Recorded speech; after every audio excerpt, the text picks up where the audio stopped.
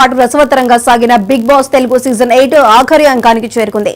September 1న ప్రారంభమైన ఈ reality షోకు నేటితో ఎండ్ కార్డ్ పడనుంది. గత సీజన్ గ్రాండ్ ఫినాలే సందర్భంలో జరిగిన అల్లర్లను దృష్టిలో ఉంచుకొని ఈసారి అన్నపూర్ణ స్టూడియోస్ దగ్గర భారీ బందోబస్తు ఏర్పాటు చేశారు.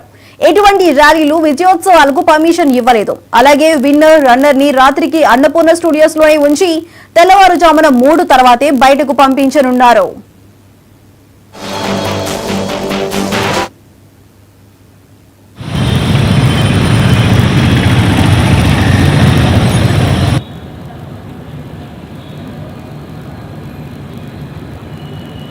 అది ఇప్పుడు స్టార్ట్ అవుద్ది, నైట్ 9కి అవుతుంది.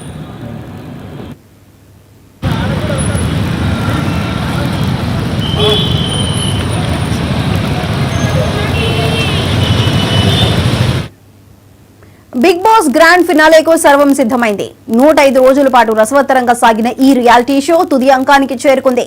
మరి కాసేపట్లో ప్రారంభం కానున్న గ్రాండ్ ఫినాలే ఎపిసోడ్ లో బిగ్ బాస్ సీజన్ 8 విజేతను ప్రకటించనున్నారు.